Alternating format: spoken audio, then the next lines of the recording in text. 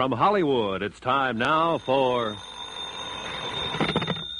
Johnny Dollar. Dick Porter, Mr. Dollar. Hi. Did you check on Dr. Shepard? Yeah. Do I write up his policies? Well, that's up to you, Mr. Porter. Dr. Shepard's life has been threatened. What? That's according to him. And the man who threatened his life has definite homicidal tendencies, also according to Dr. Shepard. Well, well, what do you think? Porter, I think Dr. Shepard's a liar.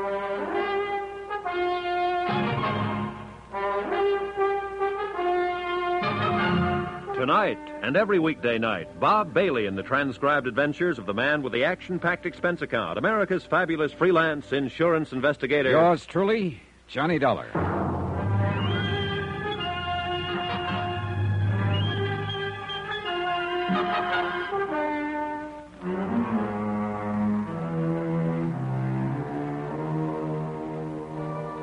Expense account submitted by Special Investigator Johnny Dollar to Richard Porter, 480 Webster Boulevard, Providence, Rhode Island. The following is an accounting of expenditures during my investigation of the Shepard matter. More expenses. Item 3, 26 cents. 1 bottle of aspirin for Mr. Porter. I felt he was going to need it. I hope you aren't trying to be funny, Mr. Dollar. I'm not, Mr. Porter. I think you've got a tough decision to make. I know that the commission on $80,000 worth of insurance would be high. Sit down. Oh, thanks. Mr. Porter, Dr. Shepard told me he bought, or tried to buy, all that insurance because he thought a man named Forbes was going to kill him. He bought it, he said, to make certain his mother is well provided for. He was carrying a .32 Colt. Now, he spoke of treating Forbes' wife and of advising her that divorce would settle her health problem. Mr. Forbes didn't like that and accused Shepard of trying to wreck his home, and, well, that's about it. Now, what have we got? Well, your Dr. Shepard is either nuts or an idiot or the cleverest man alive. I don't know. I do know I believed about one half of what he told me, maybe less. What reason would he have to lie? Beats me. If someone threatened your life or mine, we'd turn to the police for help. Now, Shepard won't do that. Insists that it would probably be hazardous in the case of his patient, Mrs. Forbes. Well, I don't want to write up this policy if what he says is true. But I don't want to pass up the commission if it isn't true. Can you stick around town for another day or two and find out about it? I'll do what I can, Mr. Porter. Go ahead. Have an aspirin. He had an aspirin, and I had a car ride. Once again, out to the offices of Dr. Shepard. The same things were more or less going on in the same way. His nurse, Miss Streeter, appeared as distraught as ever when she recognized me. There was a quick dabbing at the eyes, a straightening of the hair before she spoke. Good morning, Mr. Dollar. Hello. Like to see the doctor again. He was calling Mr. Porter's office trying to locate you. I'll buzz him. Mr. Dollar, do you have anything to do with why Doctor's been carrying a gun? No. That's his business. In other words, I should mind my business. Well, I'm being honest. I've advised him what to do on the matter. What matter? He'll have to explain that to you, Miss Streeter. It doesn't make much sense to me. You can go back now. Okay, thanks. Hello, Mr. Dollar. Hello, Doctor. You were pretty insulting yesterday. I'm sorry about that, but we both have a problem to solve. And I get paid sometimes for deliberately insulting people. You're a strange one. Do you want to change your story about all this? I wish I could change it. It's still a mess, a bad mess. I thought it all out last night, and I still must hold to my original thinking. I have to place my concern for my patient, Mrs. Forbes, before anything else. In other words, you won't call the police and tell them your life's been threatened. No, and you're very stubborn about that part. I don't think you comprehend the situation at all. Look, wait a minute. Let's understand each other, Doctor. If this man Forbes is all you say he is, and you say you're the expert on homicidal tendencies, then the best thing for you to do is to prefer charges against him for threatening your life and have him locked up. Now, you could do that, according to what you've told me about Mrs. Forbes and a servant in their home witnessing his threats. I will try to explain again. I can't do that for Mrs. Forbes' sake. I just can't. She's been through a shattering ordeal. I must attempt to resolve this quietly. Now, true, I can generally anticipate a man's actions inside my office under clinical conditions, but well, Forbes is different. That's why I tried to contact you today. Someone like you could approach Forbes and possibly persuade him to discard his ideas of violence. Probably do it in a quiet way, too. What does Mr. Porter pay you? Well, what's that got to do with it? I'm willing to pay you. I mean, you and I don't seem to get along very well, but I phoned Porter, and he tells me you're one of the best men in your line of business. I'll pay you to go to Paul Forbes and talk to him as I've described. I can't figure you, Doctor. Now, let's you and I not get into any personality arguments. Will you do this for me for your regular fee? I was going to do it anyhow. For Mr. Porter and the fee he pays me. I just wanted to check you first.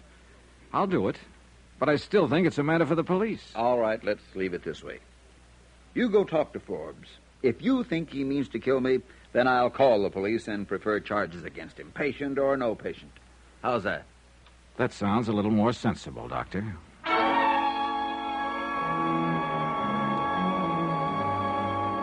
I took down the home address of Paul Forbes and climbed to my rented car and drove over to his home in the gilded edge of the city. A story-and-a-half colonial with all the trimmings. Lawns, trees, Plymouth convertible, a push-button station wagon in the garage. It was a nice warm spring day, and some flowers were blooming and smelling up the area in a very nice way. Flies buzzed, bees droned, birds sang. And I went up and pressed the doorbell. I should have gone butterfly catching or taken a plane to Spokane. Yeah? I'm looking for Paul Forbes. Does he live here? Yeah, he sure does. I'm Forbes. Mr. Forbes, my name is Johnny Dollar. Dollar? Yeah, and I came over to talk to you. You get out of my way! Get! The front of his gun slapped against the side of my head, and I went down to my knees. A door slammed somewhere, and someone ran away. I twisted around, trying to see what it was all about. And then I managed to get to my feet in time to see Paul Forbes plunging the Plymouth out the driveway and heading I don't know where. My goodness. What happened here? Where's Mr. Forbes? You hurt? Yeah, I'll be... Oh, Miss Forbes! Miss Forbes! Oh, let me help you, sir.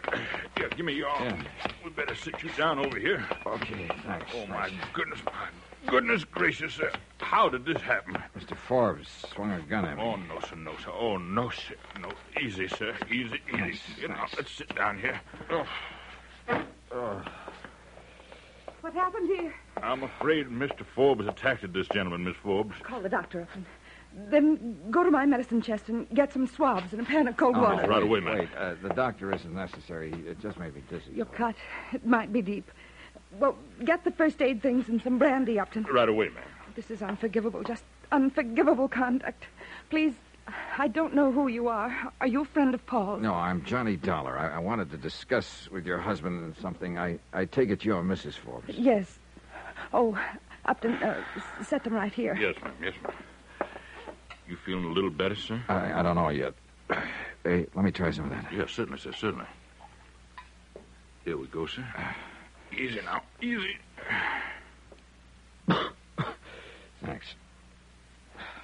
How does it look to you, Upton? Well, I believe it's not too deep, Mrs. Forbes.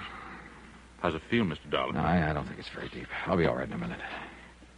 Upton, go telephone Dr. Shepard and tell him to come over here immediately. Yes, ma'am. Mr. Dollar, I can't tell you how sorry I am for this.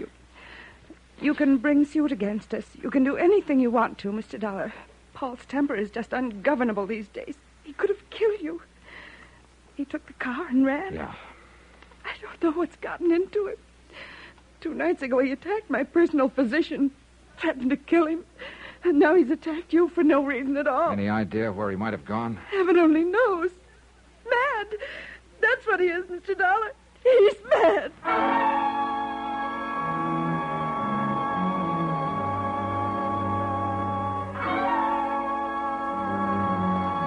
Pauline Forbes had a right to be scared from what I'd seen of her and from what I'd seen of her husband.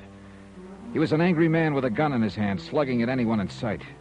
She was a distraught woman with a darkening spot underneath her right eye, and it wasn't mascara.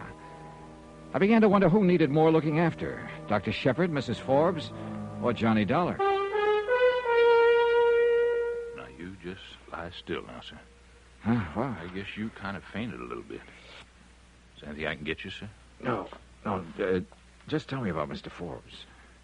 I beg your pardon, sir? Look, I'm an insurance investigator. I came here today to talk to Mr. Forbes about threatening Dr. Shepard's life. Oh, well, I wouldn't want to talk out of turn, sir. You'd better discuss that with Mrs. Forbes. Now, just one question. Did Mr. Forbes threaten Dr. Shepard's life?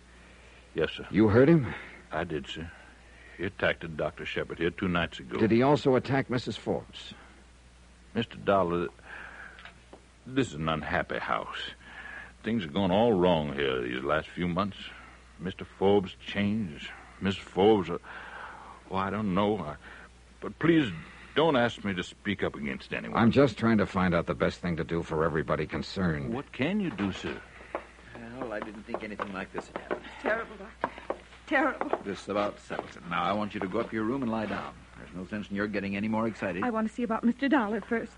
Oh, good morning, Doctor. Hello, Upton. Let's have a look at this, Dollar. Get that light. Yes, sir. How is it? Well, I don't think it's anything worse than a cut. How do you feel, Dollar? Oh, an aspirin might straighten me out. I hope so. Upton? Yes, I'll get some, sir. Dollar, I should have taken your advice yesterday. I'm going to take it now. I'm going to call the police and have this man arrested. He might kill somebody next time. Yeah, am I all right? Sit up. Dizzy? Yeah, a little. That'll wear off. What'll they do to Paul? Well, they'll take him into custody and probably talk some sense to him. Oh, this is awful. You go up to your room now, Mrs. Forbes. We'll handle this. Oh, Upton, take Mrs. Forbes upstairs. Yes, sir. You just come along, Miss Forbes. Thank you.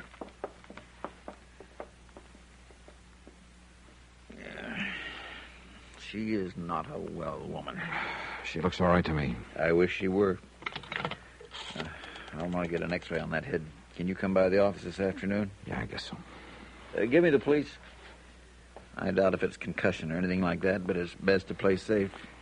You're a safe player all the time, aren't you, Doctor? What does that mean? I don't know. Now, look here. I'm not good. Hello? Yes. I want to talk to somebody about a threat on my life. My name is Shepard. Dr. Charles Shepard. When I left him, he was reporting Paul Forbes to the police. He gave them Forbes' description and the license number of the Plymouth Forbes was driving. I didn't stay beyond that. Maybe I should have. Maybe I should never have left that house. I'm not sure, but if I hadn't left, I might have saved a life.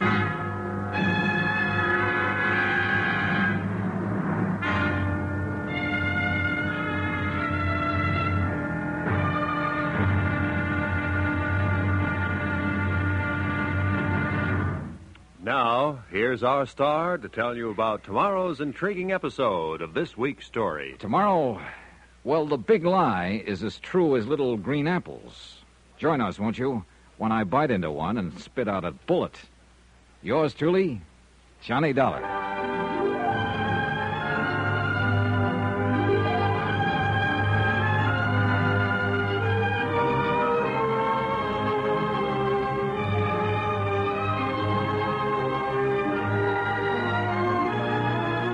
Yours truly, Johnny Dollar, starring Bob Bailey, is transcribed in Hollywood. Written by John Dawson, it is produced and directed by Jack Johnstone. Be sure to join us tomorrow night, same time and station, for the next exciting episode of Yours truly, Johnny Dollar. Roy Rowan speaking.